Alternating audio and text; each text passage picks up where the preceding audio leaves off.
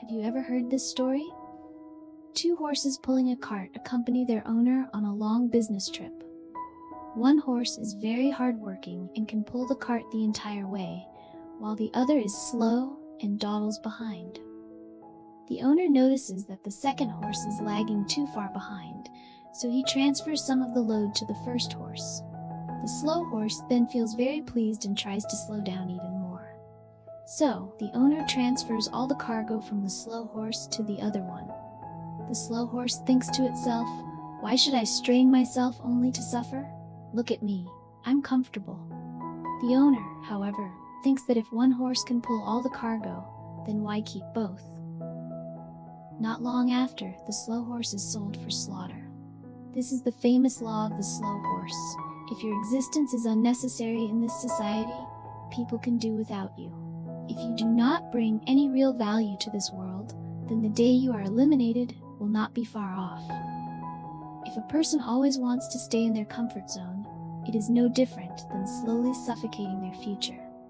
Refusing to grow and not striving for development is sowing the greatest risk for your own life. Your comfort zone is killing you. In life, there are many like this. They seem diligent and hardworking, but in reality, their chances for salary increases and income growth are low. The opportunities for them to advance in their careers are limited, simply because they prefer to do repetitive tasks and stick to familiar routines, avoiding any need for creative thinking. They are content just following habits. I remember in the movie Alice in Wonderland, the Red Queen has a famous line, "You have to keep running if you want to stay in the same place." Just a few days ago, I met a friend who was startled and lamented how, recently, the pressure at work has been increasing, and competition for earning money is becoming tougher. A classmate from university graduated around the same time and is now promoted with an income several times higher than hers. Looking back, she has worked for this company for 4 years, doing a lot of tasks like finding clients and traveling for business, yet she still cannot get a promotion or raise. Frustrated, she told me that she doesn't want to do such a terrible job anymore. However, the despair and helplessness in her words made me advise her to consider trying a different job. But upon hearing this, she fell silent. The reality is that most salespeople like her often travel a lot for work, and some even have to stay away from home all year. They strive to tap into new markets, but when it comes to traveling far for work, if given the chance to postpone, she will definitely delay it. She only contacts clients through messaging apps or phone calls, occasionally going out for work-related tasks, clocking in and out on time, and then going home. In terms of enthusiasm for work, she certainly cannot compare to younger graduates. When it comes to experience and professional capabilities, she also cannot measure up to older colleagues. So what reason does she have to expect a raise or promotion? In an article titled, "To Those Living Day by Day in Their Jobs," it stated that if you live day by day, then the days will live you. Ultimately, the one who fails is you. If you want to advance in your career, but still want to be comfortable in your own comfort zone, you will naturally fall behind. Life is a journey of development for personal growth. If you do not strive, you will surely be eliminated. Life always has its measures. There is always a cause and effect relationship. The seeds you sow today will bear fruit tomorrow. If you only know how to enjoy comfort, then behind that comfort lies many hidden risks. Remember, not accepting risk is the biggest risk of all. Just a few days ago, I met some old friends. One friend, T, had plans to buy a house, but that plan is now indefinitely postponed. At that moment, his friends encouraged him, but unexpectedly, the conversation shifted to the topic of safety. Currently, this friend has enough money for a down payment on a house. However, he feels anxious and cannot make a decision because his current job is not very secure. He fears that if he suddenly loses his job, he will face financial risks and won't be able to afford the annual mortgage payments. Originally, he is a planner for a company, earning a decent income and living comfortably. But he mentioned feeling anxious because his department has been hiring many young, talented individuals, each brimming with energy, and he feels immense pressure. It's not hard to understand this fear of being eliminated, but does a stable job truly provide a sense of security? If you have watched my previous video about the superpower of anti-fragility in a chaotic world, you would see that our world is becoming increasingly chaotic due to constant change and volatility. We want safety, but the stability in our lives is becoming more fragile and weak. Many pursue stability in life, and the only way they do this is by trying to avoid risks, trying to maintain their current position without making any changes in their lives. But you must know that not accepting risks is your greatest risk. A stable job cannot bring you a sense of safety.